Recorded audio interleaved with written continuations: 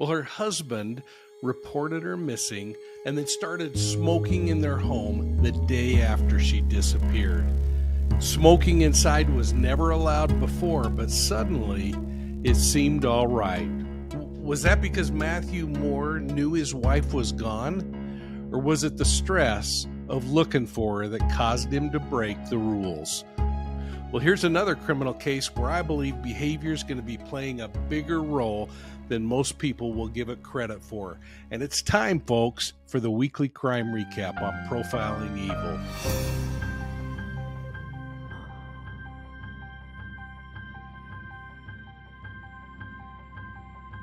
Well, hello, everybody, and welcome to this segment of Profiling Evil. And I hope you're going to take just a quick minute, hit that like and subscribe button, and make sure you're sharing our channel with all your friends. Ring it so you get those notifications. Now, this week I appeared on Court TV with Julie Grant as the new Matthew Moore murder trial launched in an Ohio courtroom.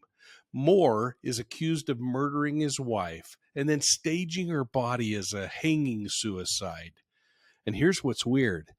It was similar to the way in which his son died a year earlier. Now, Moore reported his wife, Emily Noble, missing on May 25th, 2020, when he reported that he got out of his bed around 10 o'clock in the morning, noticed his wife was missing, but figured everything must be okay. Now, the night before, the couple celebrated her 52nd birthday. For some strange reason, though, Moore stated that he decided to sleep in their guest bedroom. That was when he got up in the middle of the night to use the restroom, and he told police that he didn't want to wake up his wife, so he went into the guest bedroom. Well, to his surprise, she was gone the next morning, but catch this, she left behind her phone, her keys, her wallet, and her car. Now, in the months that passed between her reported disappearance and her discovery, we learned a lot of weird things happened. We've talked about this before, folks, and I'd like to encourage you when we talk about behavior in these crime scenes to go back and check out the videos I've done in the Academy series. In fact, we're going to be starting a new second round of the Academy in 2 weeks. And if you'd like to be the first to receive those new videos and all the homework that goes with them, make sure you're going over to the channel memberships and signing up for the Academy level. And if you do it, thank you, because it supports our channel financially. Now, here's the deal on this case. The jury this week went to the disposal site, or the place where Emily Noble's body was discovered.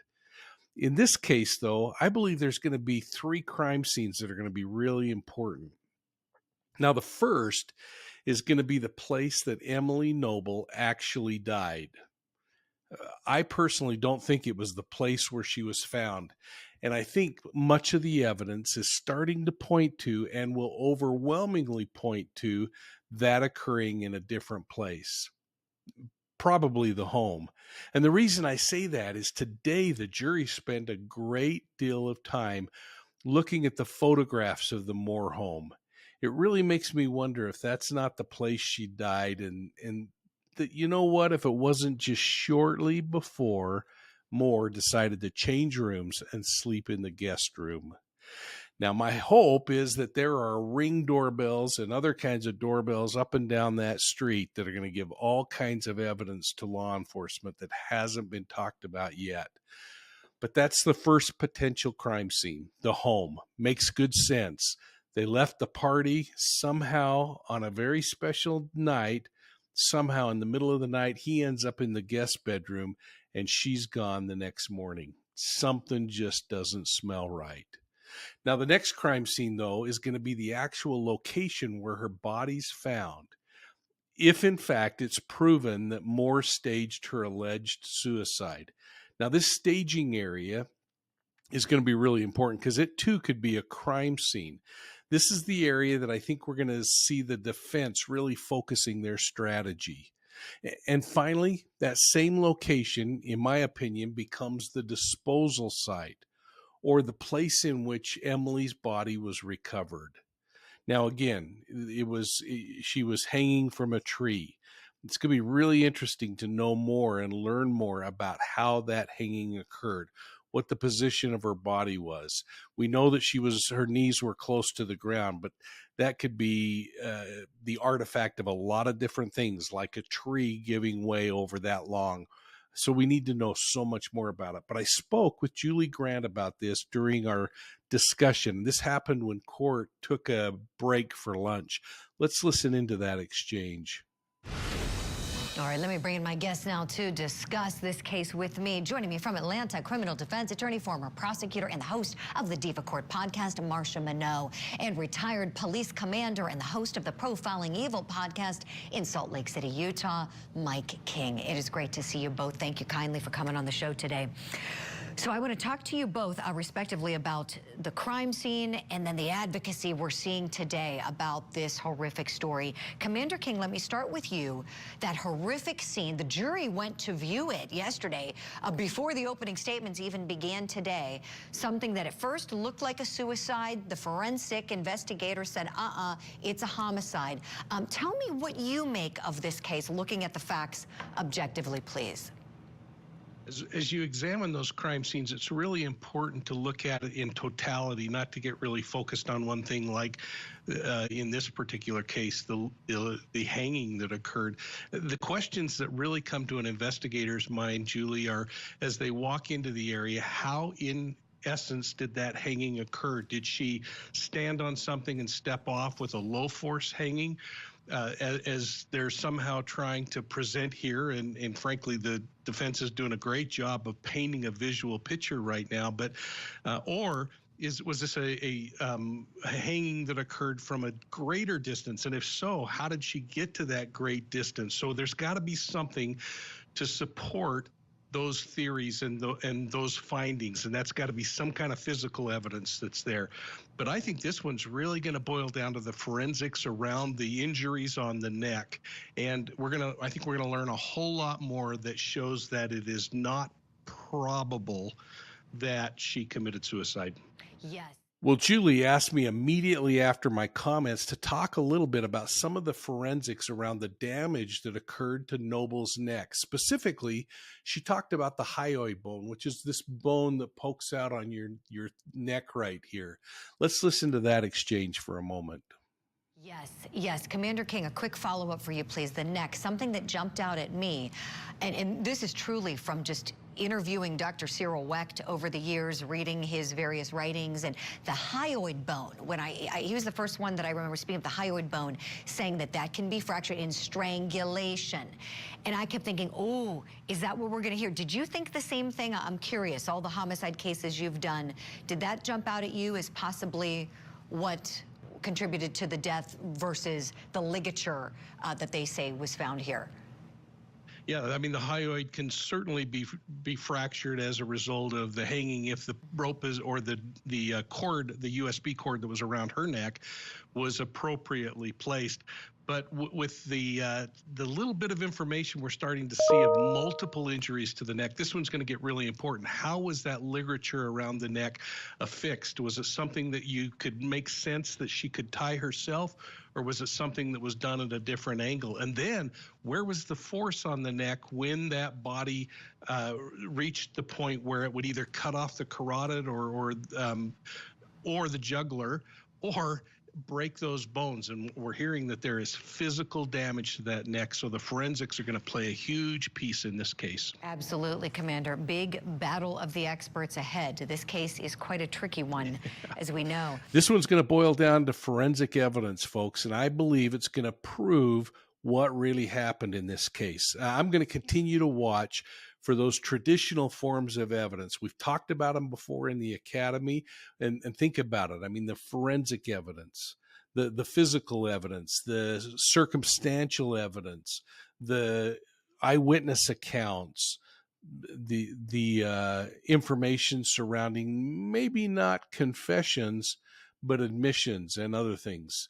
But what I really want to take a moment to talk about right now are some of the behavioral aspects that are starting to really jump out at me. First, Moore's behavior after his wife disappeared. That thing troubles me a lot, folks, and I thought we should talk about it. For instance, Today, a neighbor testified that Moore started smoking in the house the day after his wife disappeared. Now, this is really significant behavior because the neighbor said that Moore wasn't allowed to smoke inside the home. I believe we're going to have other people, like family members, who are going to support that. So, was Moore so distraught over his wife's disappearance that he forgot the house rules?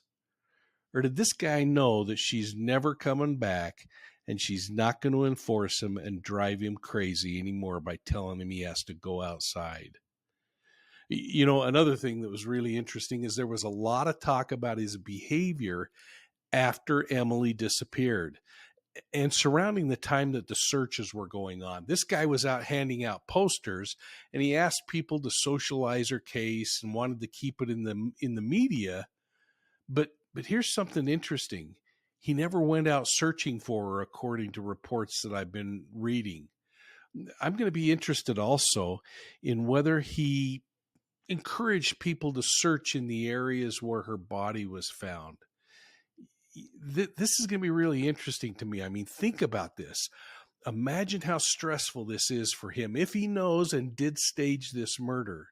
How frustrating it would be to not have her discovered immediately. Now, in his appearance on the Vanish podcast, that really creeped out some people, including the producers, who said they were disturbed by a number of his odd remarks during the 90-minute show. But I want to move down the road to the time that she was discovered, about 4.5 months later, when Noble's body was found hanging from a tree in the wooded area near the couple's home. It was friends and neighbors and people that weren't giving up that found that body and were searching for it. Now, police, I think, are eating a little bit of crow and suggesting that maybe they didn't check that area back in May when she disappeared, like many people thought and like they may have intimated. Well, it was September 16th when they discovered her body.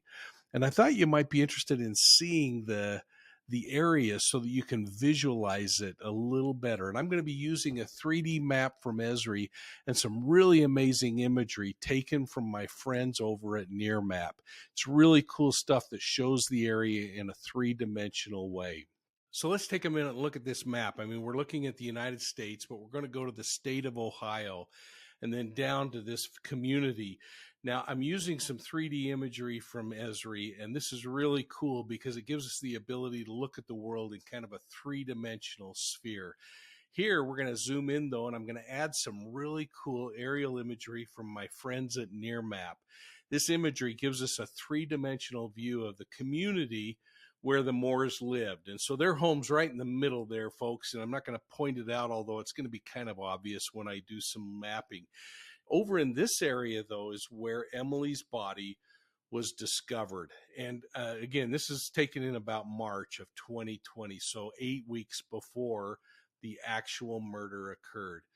Now, it would make an interesting argument to talk a little bit about this location where her body was found and the place that she lived. If we were to kind of follow the most logical path, it's a pretty straight shot with a going down this street in a straight line, working our way just to the right and a little bit of a dog leg to the left to go between several houses and into this wooded area. Now, she's a small-bodied person, about 100 pounds, according to one thing that her husband said. So he could pack her down there, or he could drive her vehicle, his vehicle, into the area to the west or to the south and walk her into this area where her body was discovered. So it's going to be interesting to see how this all shakes out, but hopefully this gave you a little better understanding. And I'm going to just kind of add some additional 3D imagery here to show you what the entire area looks like from a 3D perspective, just the other buildings that are in the area. They're not a representation like the NearMap stuff that I'm showing you here, but it gives you an idea of where those buildings are and a little better sense of the geography in the area. I hope that's helpful. And now let's get back to talking about this case a little further. Now, keep in mind, folks, that this 3D imagery was taken in March of 2020. That was about 8 weeks before Emily disappeared. So it really gives you an idea of what this area looked like in that time of year. And again, the trees were starting to bud out and get pretty thick in that area by then. But this imagery we're looking at is a time when the trees aren't budded out. Now, in his opening statements, the prosecutor said that Emily Noble had multiple facial and neck fractures, and all of this supported their theory that she was strangled. According to police, Moore's belief that she committed suicide is simply a bad lie, and it supports their belief that Moore staged his wife's suicidal death. Now, while the prosecution presented all of their stuff in a really nice, compelling way, the defense came out swinging, and they're promising that their expert witnesses are going to prove that physical evidence supports the theory that Noble committed suicide. So before we finished the first couple of days of testimony, Julie Grant asked me how I felt about the way in which the defense was cross-examining the prosecution's witnesses, because frankly, the defense was hitting him pretty darn hard. And I don't think that was the best strategy. In fact, I think it alienates the jury from the defense attorneys. Let's listen in, and then I hope you'll take a moment and put your comments down below about what you're thinking about this case and what you think is going to happen in it. Oh, me watching this, I'm thinking to myself, we've got a piranha goldfish situation going on in that courtroom. I've said it before, I'll say it again. You cannot be a piranha on cross-examination when you've got a goldfish in the box. Mike King, you know, when you think about these witnesses here, the sister certainly could be helpful to investigators, right? We saw that part on the recross where she's sending examples of how Mike ties. Very helpful to investigators, you know, but is she the person to really go after in front of the jury? In my eyes, no. But tell me what you think in terms of this investigation, how helpful Amy Thomas really might have been in leading to the arrest of Matthew Moore. I think the most important thing that she's portraying is that she had concern and question about the defendant in the case, and that she was sending as much information as she could to the investigators and the prosecution. I've been on the receiving end, Julie, of that defense attorney who gets a little aggressive. And you know, it's you learn to not take that personally, but the jury is going to take it a little bit personally, and it's really more helpful if they appear that they're trying to help discover truth along the way. But when it comes to those knots, that's going to be really intriguing and really interesting in this case, because the way you tie a shoe might be entirely different than the way you tie a knot around a neck when you're lifting a 120+ pound individual into the air trying to simulate a suicide. Now, I'm not suggesting that that happened. I'm just saying the way we tie knots when we're reaching upward versus the way we tie a knot on a shoe, or the way we try to do it maybe with one hand holding a body weight and the other hand trying to facsimilate a knot to hold that body in place, could be entirely different, and the value could quickly come out to be of no value at all. So why beat them up at this point? Right. That's a really good point, Commander. That's something else we should be looking out for, the little details that I would presume the state's going to be presenting on how he would tie things. Maybe pieces of evidence from Amy Thomas are going to be introduced here at trial. Who knows? But a lot of questions around this one. Very strange. And as we learned this morning from the opens, this guy was so involved in trying to find his wife, really showing the world that he was saddened, that he was invested, that he's putting up flyers, went on a podcast, not yours, Commander, not yours, Marcia, another podcast. He went on the Vanished podcast, episode 246, if anybody wants to look that one up. Great program. I don't think either one of you are going to have him on the Diva Court podcast or Profiling Evil anytime soon. He's got major problems in Delaware County, Ohio. I want to bring in my guest before we have to let him go, the host of the Profiling Evil podcast, retired police commander Mike King. Commander, you listened carefully to that 911 call, as we did. Your analysis, please. I wondered if you caught this, Julie, and I've got to go back and listen again. But right when the dispatcher, that telecommunicator, said, did you have a fight, or was there a disagreement or something like that? I thought it was interesting, the little bit of a stutter pause that happened right then. I want to go back and hear a little more about that. But the other thing I really picked up on is that his respiration started increasing as that video was playing, or the audio was playing in the background. And, it's hard to know. I don't know what this guy breathes like, but I was counting his breaths, and I was counting the short duration of the inhale and the exhale, which is something you just do during interviews when you're interviewing someone in a case like this. And the moments when he had to take a deeper breath to kind of catch and compensate for that shallow, more controlled breathing. Was it because he's reliving a horrible experience, or he's reliving what could have been a staged production?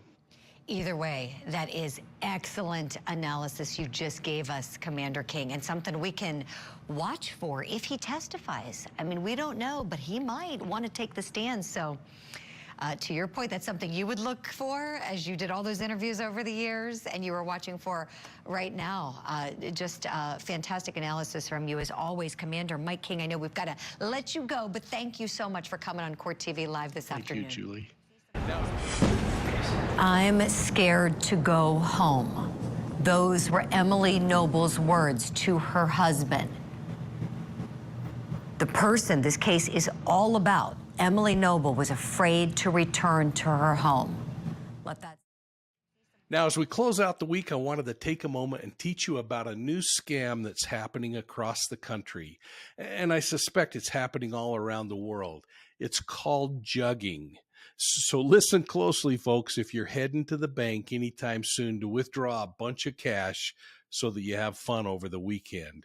I'm going to start with Austin Police Department, who recently reported that more than 60 different robberies have occurred as people were leaving banks in the area. In fact, these robberies have netted criminals more than $500,000 in cash. Some of these robberies have turned violent. Now, jugging, as the criminals call it, is where a criminal will wait near a bank or an ATM or a check cashing store for people like you and me who are kind of just in oblivion, walking in and withdrawing paper money. The suspect will follow the customer for a short time before they confront them and then rob them. And again, some of these are turning violent. In many cases, though, all these criminals have to do is watch the person leaving the bank and see where they stash the envelope of cash, maybe leaving it in the car while they run in a grocery store or somewhere else. Now, the answer to reducing your risk in falling prey to this kind of predator is pretty darn simple, and it really boils down to being more aware of your surroundings. This thing is happening in many more places than just Austin, so you're not immune if you're living in some really nice little area. So let's talk about just a couple things you can do to reduce your risk of being victimized. First, pay attention to the people who are hanging around areas where you go to get cash, including the parking lots. People that are just sitting in a car watching, seem to be alone or with somebody else. Just think about what's going on. Don't be paranoid, just be prepared. Now, try to remain focused when you're inside the bank. This isn't a time for you to be on your mobile device talking to your friends, or a time to be listening to music with earbuds plugged in your ears. And by all means, don't stuff your money in a visible bank bag that has the zipper on it. You gotta think outside the box a little bit here. When you make it out to your vehicle, get inside as more efficiently as possible and then lock your doors. And do not leave money or bank envelopes on the front seat of your car while you run in someplace. Again, I don't want you to be paranoid, but do be aware of vehicles that might follow you out of the parking lot, or people that are sitting in the lobby of the bank or parking lot that don't appear to really fit. Now, if you think you're being followed, dial 911 and get instructions. And don't be afraid, if you're going to go to a bank and cash out and get a big chunk of money, to ask the bank for some suggestions on how to be a little smarter about things. Well, That's it for this week's crime recap, folks. I hope you caught my earlier videos this week on Lori Daybell's hearing and my video, Parents Who Kill Their Kids.